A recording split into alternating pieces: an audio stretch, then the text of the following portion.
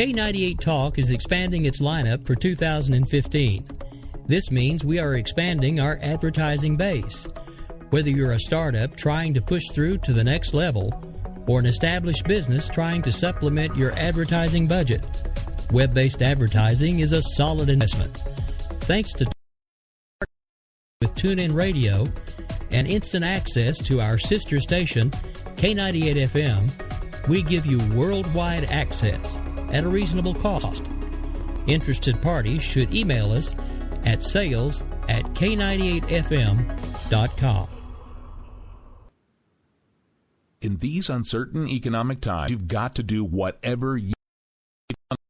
Our biggest expenses can be our cars, especially when unexpected repair bills hit. Not anymore. If you own a vehicle with less than 130,000 miles, is less than 12 years old, has a warranty about to expire, or even no warranty at all, you could stop paying for car repairs. Roadside assistance, towing, and rental coverage are all included. Don't wait for the next repair. Make one free call right now to see if you qualify. If your vehicle is less than 12 years old, has less than 130,000 miles, even if it's out of warranty, paying for car repairs can become a thing of the past. Call us right now and get your car protected before your next repair bill hits. Get protection and no more repair bills. Call 800-696-1030. Again, 800-696-1030. That's 800-696-1030. 800-696-1030.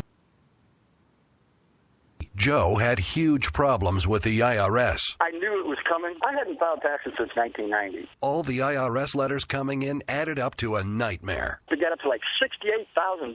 My heart started beating fast. It's like, there's no way, man. I mean, I ain't going to be able to do this. Then they stopped his paycheck. So that's when I started making phone calls and found U.S. Tax Shield. U.S. Tax Shield went to work immediately. They just took the bull by the horns. What blew my mind is he called the IRS right then and there. So why is U.S. Tax Shield A+ rated with the Better Business Bureau? Joe knows. They saved me a ridiculous amount of money. If you owe more than $10,000 to the IRS or state, choose the company Joe chose, U.S. Tax Shield. It was the best decision I made. U.S. Tax Shield is the way to go. Life is good. Thank you, Lord.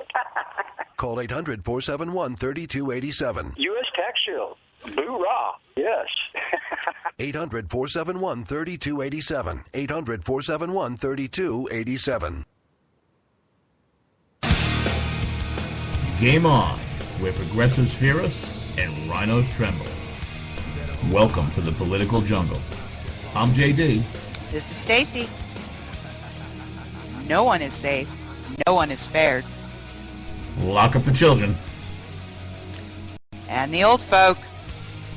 Welcome to the world of liberservative conservatarians.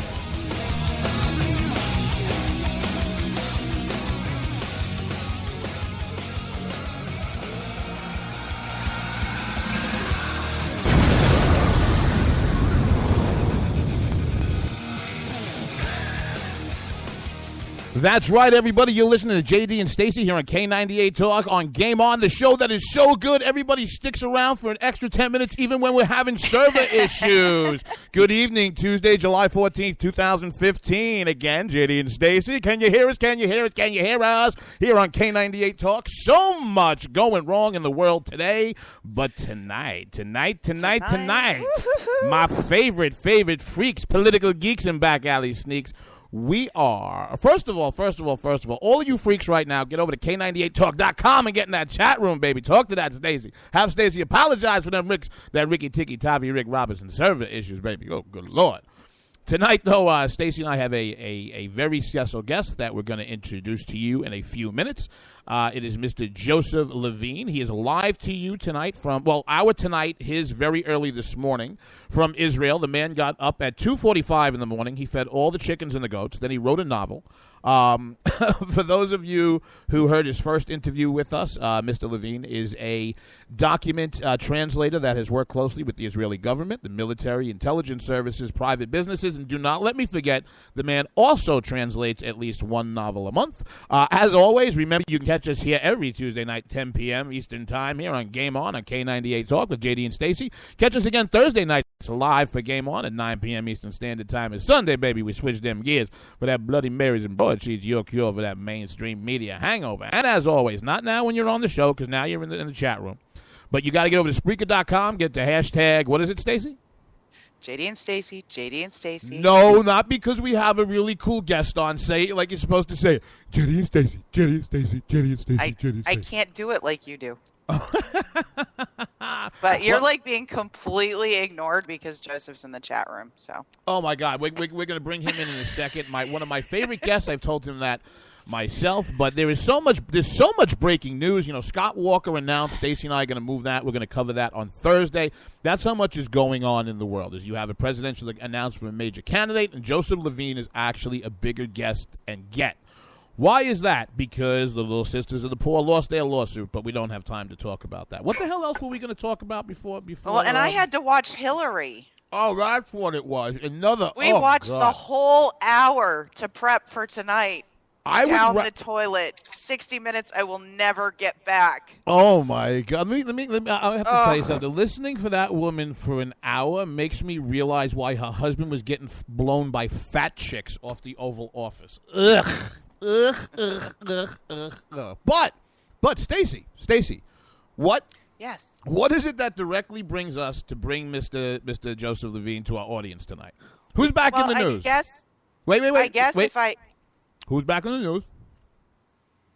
Oh, the Durkas. Oh, Durka. Right, because they want everybody in the world to go see the Virgin. And now John Kerry thinks there'll never be a. All right, what do we need a guess for? That just summed up the Iran nuke deal.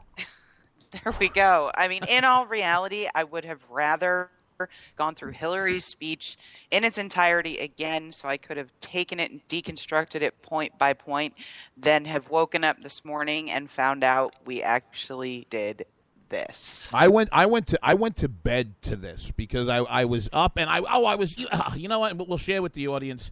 I was just about to fall into a nice deep sleep. Well, no, I was trying to sleep, then I couldn't sleep, and then I went for a drive, and then I got a call, and then I was laughing with my lovely co-host, and then she went, okay, I got stuff to do, bye, and went to bed. Then I was Diane was there, too. Diane was there, too, and I got, yes, folks, it was a threesome. And I was all wound up, and it was like 3 in the morning, and I'm like, what should I do? And my phone went off, and I went, and I looked, and it was breaking from the Wall Street Journal that John Kerry had finally bent over far enough he could see his own ass, and it was time for Obama to sign off on this. I think he could see his tonsils. Oh, my God, on this incomprehensive piece of what they are calling, this is not a nuclear deal. This is not a treaty. This is basically, the title of this piece of garbage is the Joint Comprehensive, here's the optimum word, plan of action. Yeah, but once you get down the preface to 36 and 37, it blows up the whole thing anyway. So it's never going to happen. Listen, Stacey and I plan on taking out Mark Levin, Rush Limbaugh, and Sean Hannity, but it's not going to happen in a 75-page treatise. Now, is it, darling? No, it's not. I read it. Oh well, we'll get into that. I think that this is the perfect opportunity. I'd like to welcome to the audience Mr. Josef Levine, live from us right now at a god-awful pre-dawn hour from Beth Shemesh, Israel. Josef, are you still with us? I'm here. Fantastic. Well, welcome to the program. Welcome back to the program. You know, I listened to our last interview from when you were kind enough to come on after the last election and give our audience a nice explanation about that. And at the end of it, I said to you, hey, man, would you mind being our Eastern correspondent at large? And you were like, yeah, sure. And here you are for that very, very reason. Welcome back. At 5 o'clock in the morning, no less. No, it's actually really beautiful now. The sun is just starting to come up. It's really, really nice out. Enjoy it. I don't know how many sunrises are left on the planet after today. Yeah, right. Right. Stacey, where would you? Well, first of all, Joseph, for those in the audience who didn't hear you the first time around, why don't you give everybody a little bit of a background about yourself, who you are, what you do, how we came to find you, basically your whole life from birth up until today. Sure. Well, let's see. I grew up here. I grew up in Jerusalem. I was actually born in the United States, but we moved. We that was more of an accident than anything else. And and then we came here. My grandparents are American, so English was one of the languages we spoke at home, but we also spoke Hebrew, obviously, and Yiddish. So I grew up in Jerusalem, and then I did a lot of traveling as a child. I mean, I spent a little bit of time in Chicago as a child. I also spent some time in the D.C. area, and now I live in Bet Shemesh. Although we're getting ready to move. I think we're getting ready to move to Herzliya, which is just north of Tel Aviv, because my fiance just got a new job. Because Netanyahu's prime minister and Obama's not running the economy, so there's work. Oh, yeah. The truth is that there is work here. There really is. The unemployment rate here is fairly low. I think it's at 6%. I'm not sure exactly what it is right now. Well, anyway, yeah, I'm a translator. Most of my time is spent doing document translation. I have several companies. Basically, I'm on retainer. They pay for an X number of hours up front, then they just mail me documents whenever they need to. On occasion, I have to go to the offices if it's the sort of document that they won't send over mail. And I also translate, books, movies, any project of that sort, what I call the long-term projects. And that's it. And then on occasion, I also give English lessons to businessmen, meaning not exactly English lessons so much as cultural training. Learning how to bridge the gap between the Israeli culture and the American culture, which are similar cultures, but there's still enough of a difference between the two. Right. And it's not just Yiddish, Hebrew, and English you speak. You also have a few other languages under your belt? Yeah, well, I mean, I speak German. I speak Spanish fairly well. I speak Arabic. Those are the main languages that I work with. I wanted to try to add Russian to that because there's such a large amount of Russian speakers here in Israel, but it's a very, very time-consuming language to master, and I don't see any business value in it at this point. There are enough fluent Russian, Hebrew, English speakers that I'm not gonna really penetrate that market. So I might do it for my own fun later on, but for now I'll just stick to There's no reason to spend all the money on the Rosetta Stone program because, again, after today, if there are many more sunrises, we may all be speaking Russian at some point anyway. Or Persian. Oh my God, I can't. I draw the absolute line out. Where's my Durkas? Where are they? Durkas. Oh, Durka, Durka, Durka. There you. That's all the Persian I'm ever going to speak is Durka, Durka, Durka. Well, don't forget Baba Ganoush. Baba Ganoush, yeah. There you go. Oh, don't get no. We can't be happy here. Damn it, the world's ending. We'll get to a funny laughing part later. Stacey, why don't you set up for everybody why when we were speaking, Stacey and I had an entire show structure and everything set up. And when this broke about the administration, and again, not a treaty, I think it's not even an executive order. Somebody correct me in the chat room if I'm wrong about this. I think in order to get 1/3 of one of the houses to approve this, it's literally called an executive action, not an executive order. Somebody correct me if I'm wrong. But as soon as Stacey and I spoke about this morning, we knew that this was the story. And we knew that Josef was the only guest to have. We didn't think it would be possible with the time difference, but we want to thank him again.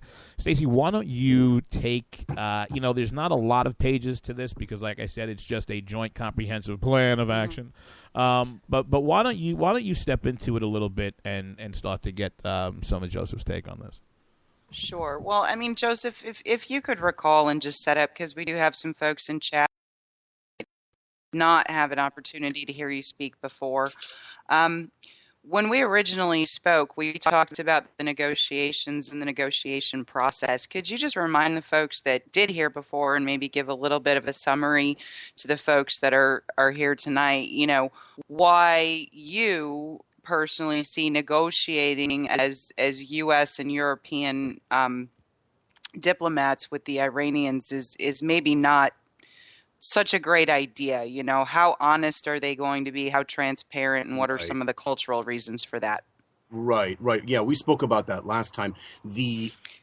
One of the fundamental differences between the Western culture and the Middle Eastern culture, and arguably to the Far East as well, is that there's an extent in the Middle Eastern culture to which honesty is considered relative, that the degree of honesty that I am obligated to show to an outside party is lower than the amount of honesty I need to show to a member of my inner circle. That's just part of the culture.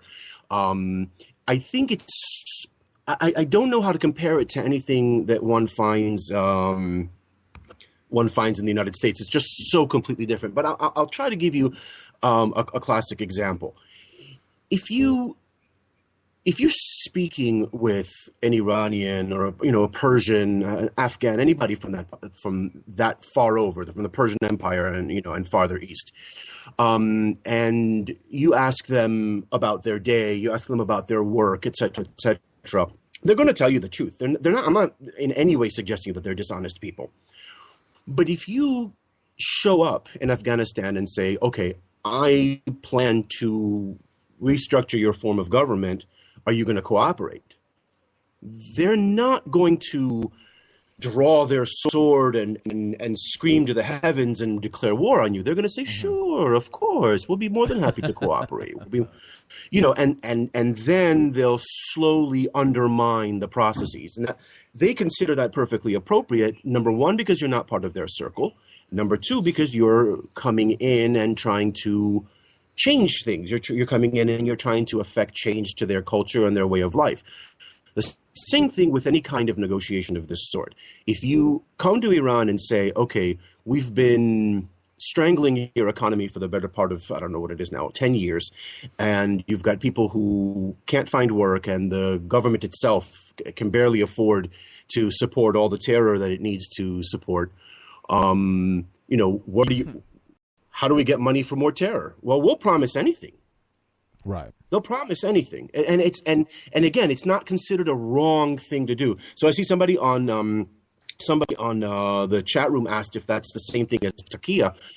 Taqiyya is a little bit more complicated than that. Taqiyya has to do specifically with Islam and the things that they're allowed to mislead listeners about when it comes to Islam itself. But the concept is pretty similar. Yeah, the idea of a convenient untruths. The fact that I can say whatever is in my best interest to serve my needs. It's sort of like somebody saying, "I'll do whatever I need to do for my family and for my relatives, even if it's morally inappropriate." You see what I mean? Absolutely, and absolutely the cultural. And folks, we're gonna have Joseph for the better part of the whole segment. So I know everybody's chomping at the bit to get into some of the details of the deal, and we will. But I want to stay a little bit here on culture, because what's important to me is that look, you guys are directly in the line of fire, and Joseph speaking to us live from Beth Shemesh right now. What's it, about 20 after 4 your time, 20 after 5 in the morning? It's 20. Yeah, it's close to 5:30. Yeah. Okay, so you guys are directly in the line of fire, and you're closest to the blast area, so to speak. But it's not just Israel and the U.S. and the European member states and Russia and China. The whole world's eyes are and were watching this process. So, I want you, from that cultural point of view, where you said it's okay in that culture to kind of, so long as you're getting what you want, it's basically the means to the end is acceptable. But with the rest of the ends, right? Yes, but the ends justify the means in the Middle Eastern culture, particularly when dealing with outsiders. So it's far more offensive. You have to understand, it's far more offensive for a Persian to lie to a fellow Persian. That's rarely called for. But to an American, to a non-Muslim, non-Persian, remember, as you can see, they don't really get along with other Muslims either. Remember that the Persian Muslims, these are basically your Shiite Muslims, the Persian Muslims, whereas the Sunnis are for the most part Arab or wherever the Arab arm has reached, by way of conquest. But it's let's think about how far away we're going. It's a non-Muslim country. It's a declared enemy. It's somebody that's strangling the economy. It's denying them access to nuclear materials. There's 1.5 million reasons why you can say and do whatever it is you'd like. Now, there's another point, which I think is what JD was referring to, which is the moment that you do capitulate, then you're seen as weak. You're seen as vulnerable. And every capitulation that's my point. Causes you to lose more and more esteem in the eyes of the Persian, or really anybody in the Middle East. I mean, that's true even here in Israel. I mean, if you consistently capitulate, you're seen as weak and you're seen as vulnerable. And then you're treated accordingly. I mean, I see that all the time in the business world. When I negotiate a price on let's say how to things of that sort. If I capitulate once, it's going to lead the how do I put it? It's going to lead the negotiator to assume that every single time, he can just there's a word in Hebrew. It's called lidfok. He can hammer me. It's pretty close to the word we use here in the States. But now specifically, and I want you to stay specifically to Persian culture. So, for people who don't understand and please correct me if I'm wrong about this, Joseph, but, there have been periods of time throughout since the Iranian Revolution in the late 70s, where you would have mostly student-based movements that would rise up as dissidents and kind of look to the West or look to the U.S. as almost like a partner, as please help give us some freedoms, and they're brutally repressed.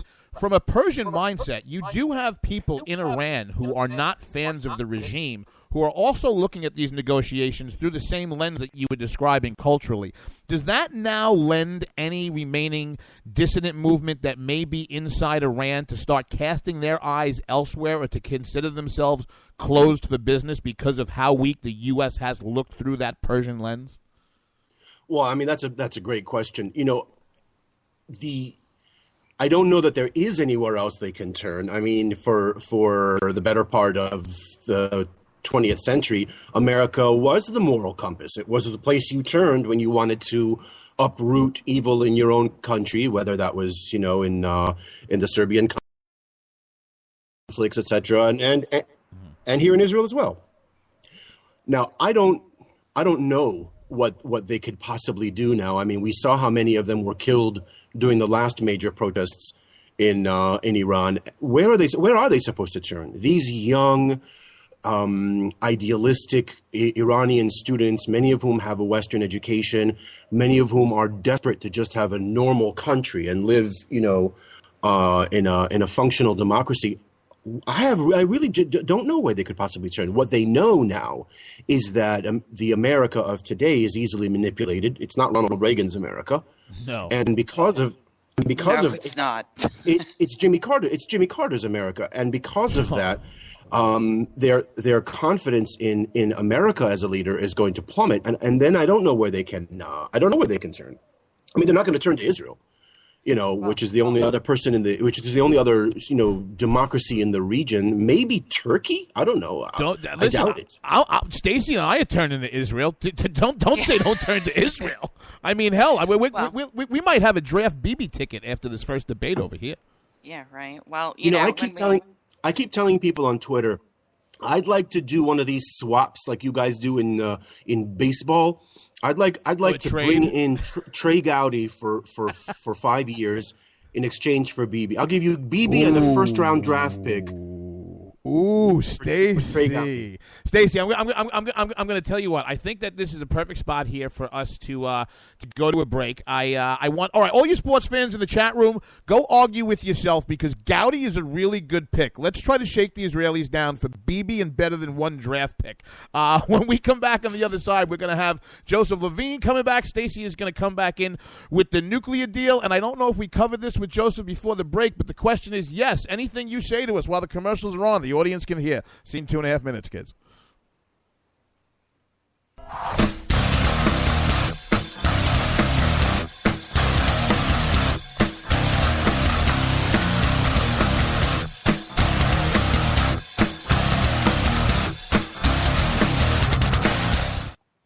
If you like your health care plan, you'll be able to keep your health care plan. This is the most transparent administration in history. Not even a smidgen of corruption. Fact is, we had 4 dead Americans. What difference at this point does it make? If you got a business, you didn't build that. The feeling most people get when they hear a Barack Obama speech, I felt this thrill going up my leg. I mean, I don't have that too often. Steady. It's time to hear the truth about America's biggest challenges. Ricky Robinson, host of America Off the Rails, will tackle the important issues facing America today as he tries to keep America from coming off the track. Get ready to hear the truth every Monday through Friday starting at 7 p.m. Eastern, 6 Central, here on K98Talk.com and the Spark Radio Network. Welcome to the face. Welcome to the face of the new democracy.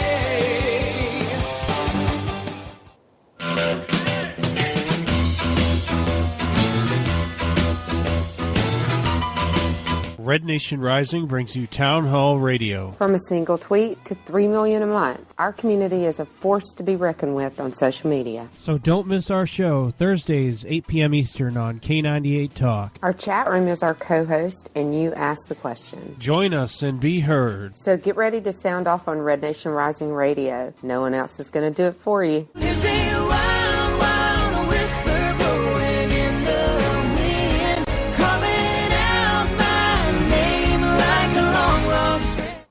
Are you conservative in a world of liberal? Yep. Mm-hmm. Well, you're not alone. Hey, I'm Daniel Stafford, host of the Stafford Voice, and I'd like to invite you to tune in each Monday, 10 p.m. Eastern, where I'll break down the events of the week, and together we'll learn about how they affect you. So, sit back and get ready for the good, the bad, and the ugly of talk radio right here on K98 Talk.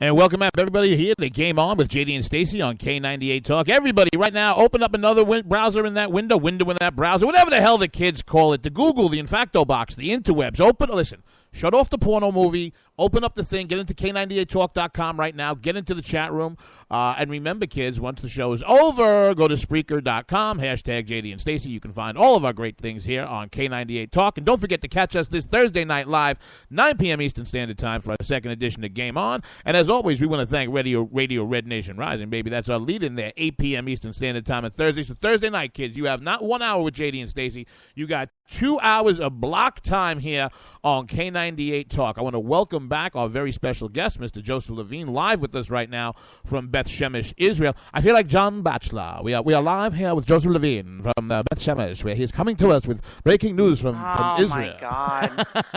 You were so in love with your own impression there. He just had to come back. Listen, just end it with I'm in love with myself, and we can do that. How's that? Oh my goodness! And be careful, Joseph. I would trade you a truckload of falafel for John Boehner. Have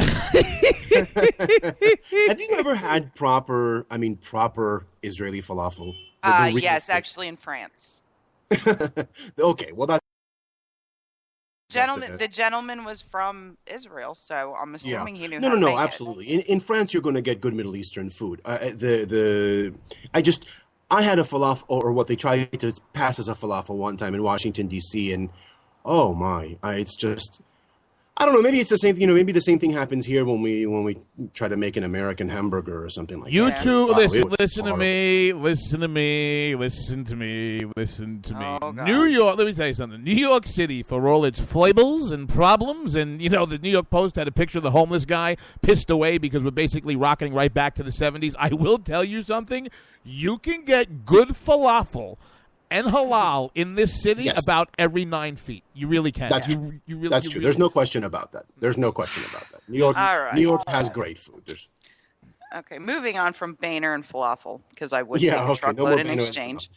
We were talking a little bit before the break. One of the juxtapositions we see here, right, is the blah, blah, blah coming out of our administration about how this is a good deal and the Iranians are going to do X, Y, and Z. And then immediately, because the Iranian government, is on Twitter and sending their own messages, and we certainly see things through the Middle Eastern press, you see a directly contradictory statement. Right. To what you're hearing from the Western press and the Western diplomats. So when you're dealing in that environment, are we supposed to take a little bit of what we see at that level as showmanship, and for public consumption? Or is it really that much of a dichotomy in terms of what they say and what they mean? Okay, well, I'm sure that there's a certain amount of political maneuvering. I think this always happens when you have secret negotiations between two countries. Obviously, we're not exposed to every single tiny detail, and we don't know all of the ins and outs of what actually happened during those negotiations. But generally speaking, I can tell you that the extent to which they will feel obligated to remain true to what's on a piece of paper, where they're not sworn to that piece of paper. They're not religiously sworn to that piece of paper. It's just a piece of paper. You know what we're talking about? This is like a compulsive cheater signing a marriage license. What does Donald that Trump? mean? Think about that for a second. The guy cheats. Who cares if he's married? This is what we're talking about. We're talking about people who will, sure, we'll sign it. No, why not? It doesn't, it can't stop me. And I think one of the things I think something you need to bear in mind. Have you ever seen a political, like some sort of protest in Iran? You ever notice that they don't just burn Israeli flags? They always burn American flags as well.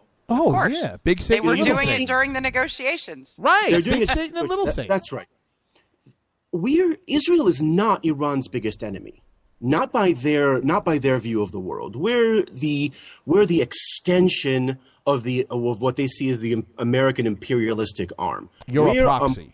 Like a minor settlement in this part of the world of the big problem, which is America. At the end of the day, there's a lot more hatred for America than there is there in Israel. There is for Israel. And I don't know why that's also not being spoken about. I know people are concerned, the safety of Israel, etc. What about the safety of the United States? How does America benefit from this deal? They don't. That's the crazy. Listen. Objectively speaking, as an Israeli, I can complain all I want about the fact that Obama signed a deal that was bad for Israel. But in fairness, he's not really obligated as the president of the United States to sign a deal that's good for a different country. It would be in the spirit of alliance. But objectively speaking, if the complaint is that it's not good for a third country, that's not the worst thing in the world. But it's not good for America. It's dangerous for the United States. Joseph, you in the last interview that you did with us were very gracious in breaking down the Israeli political system, what it means to be prime minister, coalition governments, elections, votes of confidence, etc. And I'm glad you just touched on that point, because here in the States, as everybody well knows, that the President of the United States is not just the president. He is also the commander-in-chief of the United States Armed Forces. His oath that he has taken twice upon being duly elected by the people of this country in 2008 and 2012. I don't know how, but he was. And both of those times, in his oath, he takes an oath to protect and defend the Constitution of the United States of America, as well as the homeland itself. And you bring this point of what exactly does the United States get in this deal? And I would like to go back to the point, folks. It's not a treaty. It does not have to get the three-quarters threshold that you would in a treaty. Why? Because you can't even sell this to most Democrats. This is basically going to be called an executive agreement or an executive action. The way that that's approved mechanically here is that all the president needs is 1/3 of either house to approve. So they can go venue shop of where to get this quote, joint comprehensive plan of action, unquote. Plan being the optimal word. There is more language spent in this document talking about sanctions relief than there is about weaponization or proliferation of nuclear material. The term Iran, where is it? The plan is optimal. Iran intends, the phrase Iran intends appears 6 times in this agreement, which stops at about page 75, and when it goes on through 100 and page 60 is basically annexes and listings of the names of companies that are going to have sanctions reliefs. So, Joseph, let's circle back to the meat and potato, the vagary of this agreement, where you have language such as Iran intends 6 times, but you actually have the word shall appearing twice in the document, and neither time are you guys still with us? Yeah, neither time shall Iran do anything. Exactly, but I think we lost Joseph here for a second. Did we? Yeah. I still have him. Well, then why isn't he talking, young lady? I don't know. All right, so why don't you go in a little bit about the deal here while I try to get Joseph back on the line. Yeah. I mean, if you look at even just the preface, there's a final sentence in that document that maybe just kind of go, huh? And that is that this agreement will produce the comprehensive lifting of all UN Security Council sanctions as well as multilateral and national sanctions. So it's not just the UN, it's also everything that individual countries have done to sanction Iran. With that, and any sanctions that are put on related to Iran's nuclear program, including steps on access in areas of trade, technology, finance, and energy. So it's basically taking anything that any nation or the UN itself has done and trying to put it. Hang on.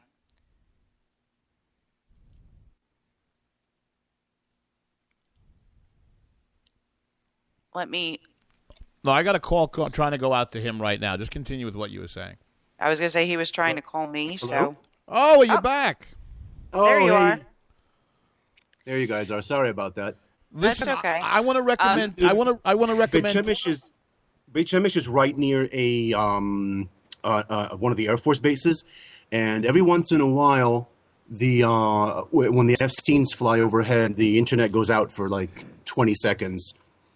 Happens once or twice a day. They have some sort of jamming mechanism. I don't know. You know how we are with technology.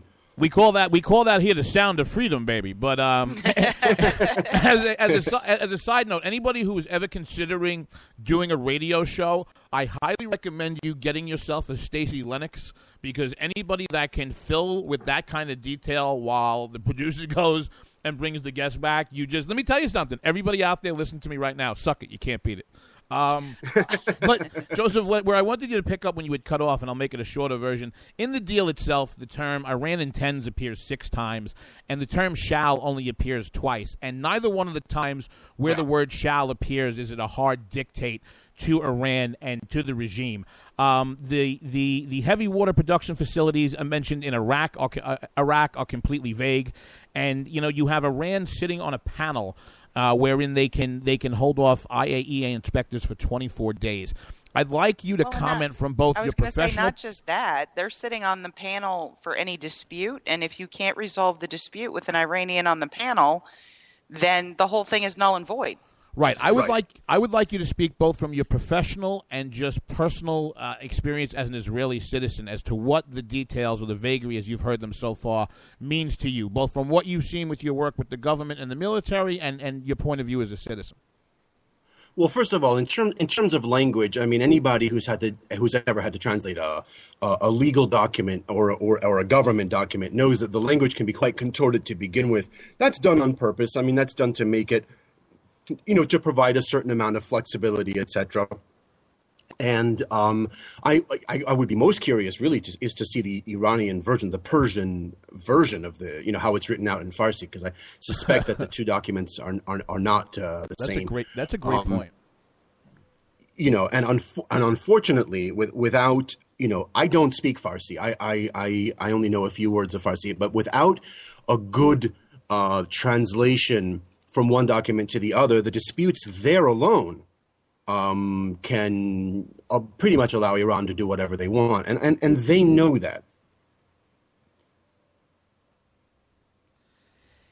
You guys there? Yeah, no, it was. Okay. It was just another F-16 just flew by, so I wasn't sure. Sound freedom. Pick up from they know that.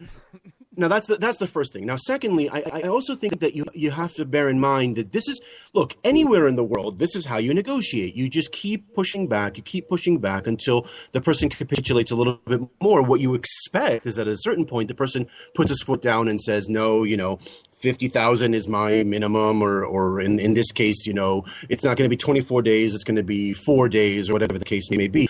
But what the Iranians recognized very early on is that Barack Obama, the person, is so desperate for a legacy, so desperate for something that he can point to and say, look, I did this and it worked. And just as an aside, audience, if you doubt that at all, there was a Free Beacon article earlier this week about a conference call that they had in advance of the agreement talking about how important it was to Obama's legacy with a bunch of leftist Democrats. I'll put it out on my TL if you're interested. Absolutely, and again, Bibi last night, that's actually what I was listening to when we first started talking. Bibi last night gave a speech in Hebrew, in which he said that the desire to sign the agreement was greater than the desire to achieve any meaningful results.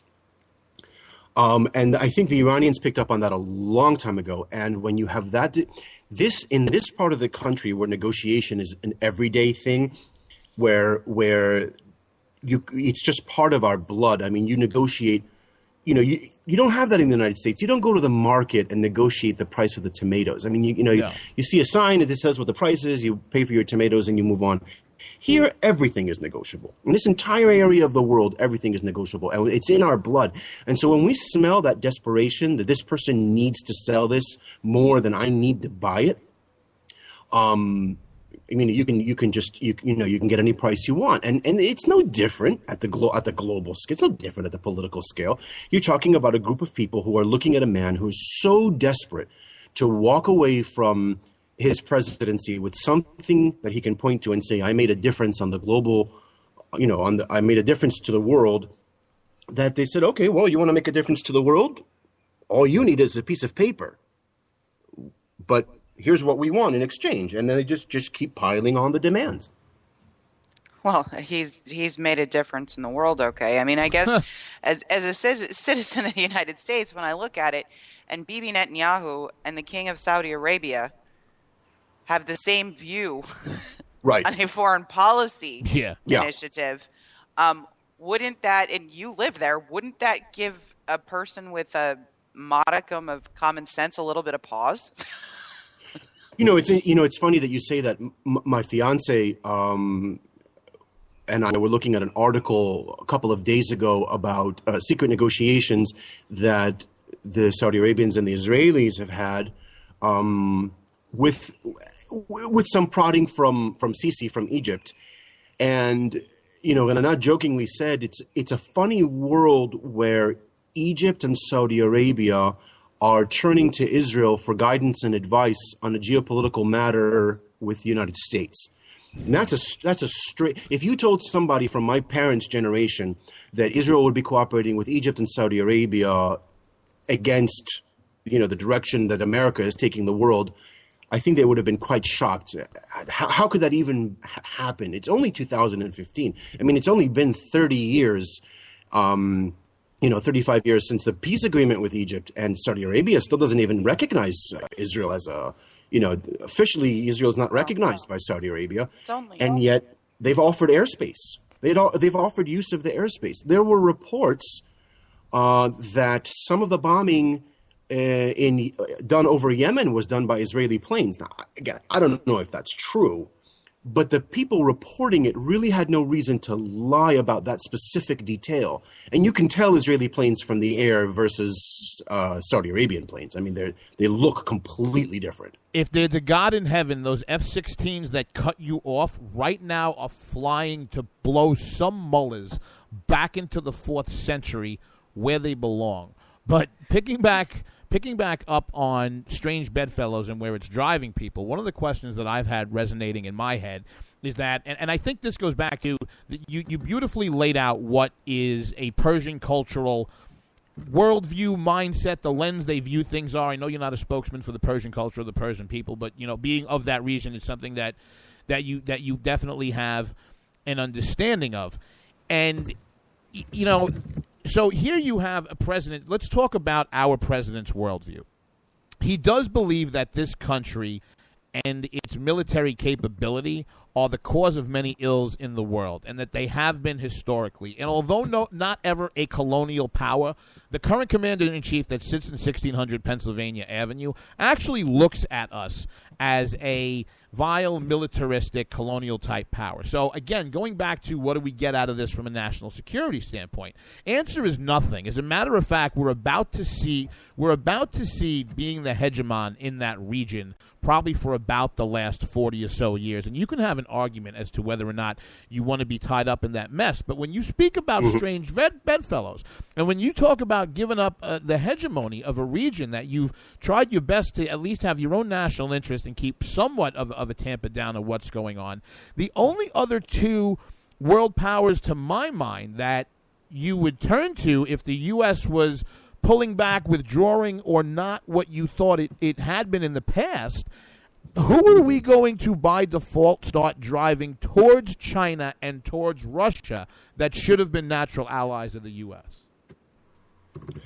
Yeah, it's actually very interesting that you say that, because I don't know about Russia. Russia and Israel is a problematic situation, but I will tell you that China, the number of recent Israeli-Chinese meetings and deals at the business level, in the past year and a half or 2 years, it's increased by like 150 to 200%. All sorts of companies out there now are looking at the Chinese market. Israel, for lack of a better term, is basically hedging its bets and saying, who knows what's going to happen. I mean, I want to tell you something. On the Israeli street, so to speak, there's a lot of talk about whether the United States is the new Roman Empire, right, which, through bad deal after bad deal and bad leader after bad leader eventually just fell apart. Mm-hmm. And there's a lot of talk about that now, whether it may be time to start slowly tiptoeing back from the United States and toward China, in particular because there's a certain amount of assumed dependency on the part of the Israeli-American relationship. There's this sense that a lot of Israelis are sick of, that Israel can't exist without the United States, like a small child that's dependent on its parent. And maybe that was true in the 70s and the 80s. I don't know how true it is anymore. I mean, we're a global leader in technology. We're a global leader in weapons development, and I think Israelis are getting a little bit tired of the attitude. I mean, this stopped feeling like an alliance quite a while ago. And I think that if in the next 4 years, in other words, in the next presidency, American-Israeli relations don't take a sharp turn back toward how they were in the 80s and early 90s, we're going to see a lot more negotiations between Israel and China, and even between, like I mentioned on the chat, between Israel and Saudi Arabia, between Israel and Jordan, Israel and Egypt. I mean, Egypt, Sisi has been a better friend to Israel over the past couple of years than Obama. You know, he's helped over and over and over again in Sinai and with Gaza, with the tunnels, etc. And Israelis are asking. I mean, the average Israeli is asking the question. Maybe it's time, like a 19 or 20-year-old, to move out of the house known as the United States and go out on our own. And I don't really think that's in anybody's best interest. But there's a point at which you just get sick and tired of the behavior. Well, it goes back to Joseph, you. I'm sorry. Go ahead, Stacey. No, go ahead, Stacey. I was going to say, part of this deal, and just to kind of circle it back to the position that your country is in, is an influx of cash. And Iran is often thought of as the largest, sponsor in the world of terrorism. Right. What is the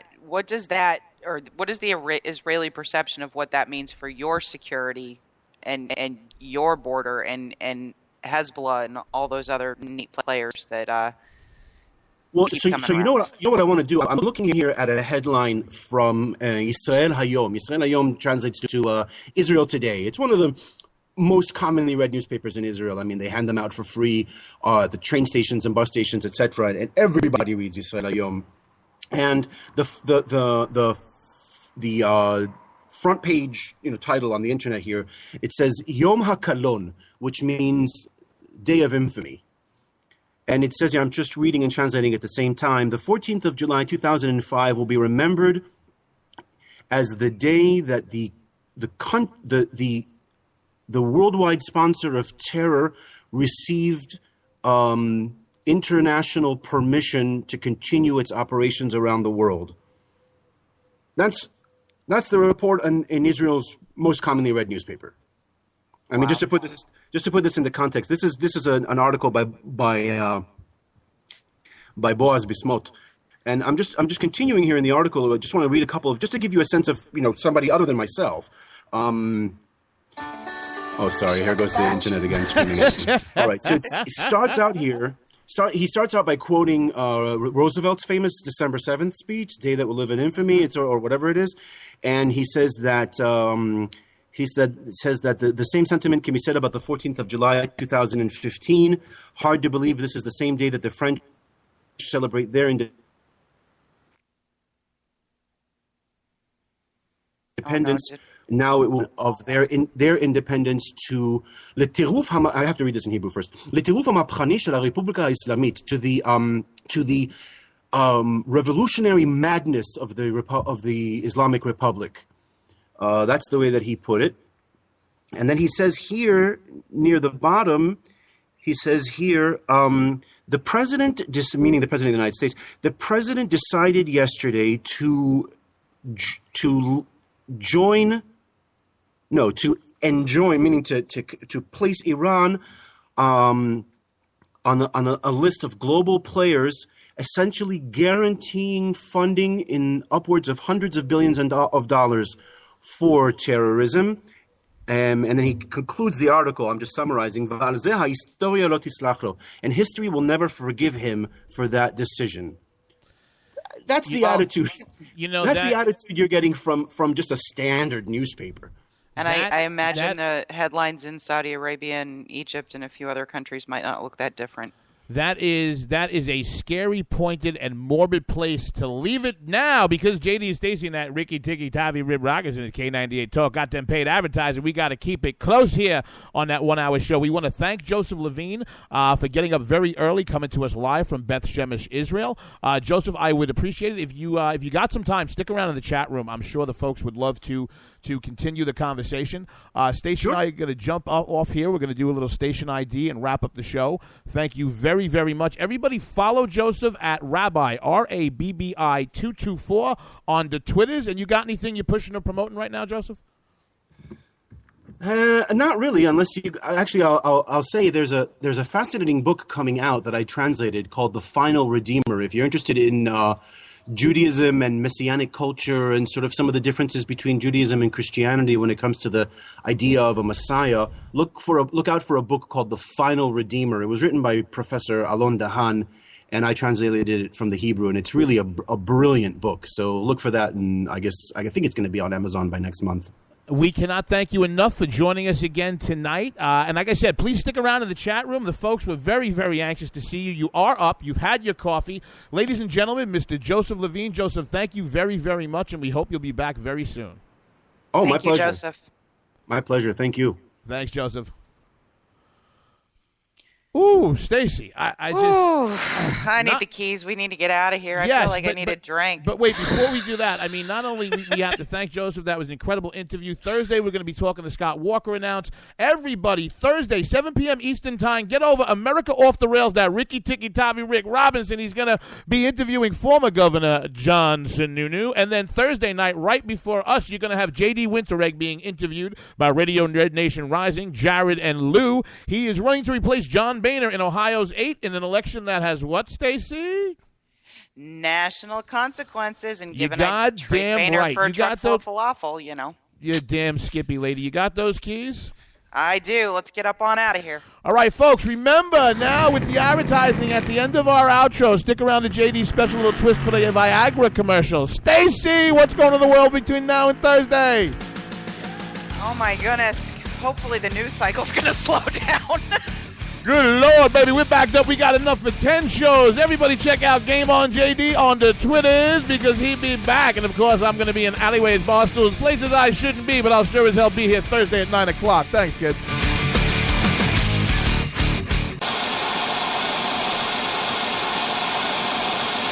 I'm looking for you, you Occupy freaks with your glitter bombs.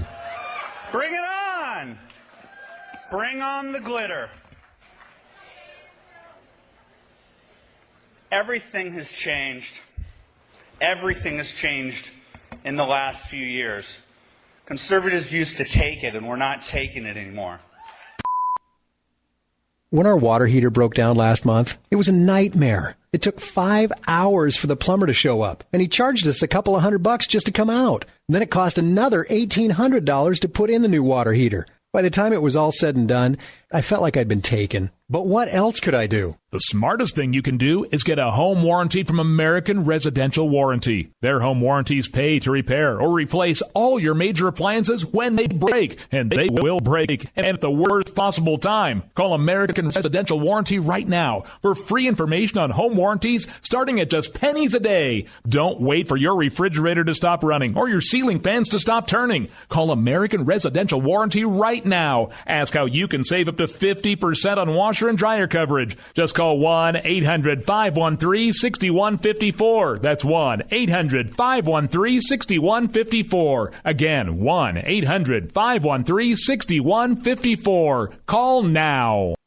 Tired of paying outrageous prices for Viagra? Well, we have great news for you. Now you can finally get Viagra at huge discounts. Healthy Man allows you to save up to $500 on Viagra. Why pay U.S. pharmacy prices of $15 per pill or more when you can get Viagra for less than $3 a pill? Call today and get 40 Viagra pills for only $99. This can cost as much as $600 at your local pharmacy. You can't afford not to call us. If you want Viagra at the lowest prices, never pay $15 a pill pharmacy prices again. Get Viagra for less than $3 a pill. Call 1-800-516-7602 today and save up to $500 and get 40 pills for just $99. Healthy Man is fast, easy, and affordable. Operators are waiting at 1-800-516-7602 to take your call right now. Call 1-800-516-7602. That's 1-800-516-7602. Again, 1-800-516-7602.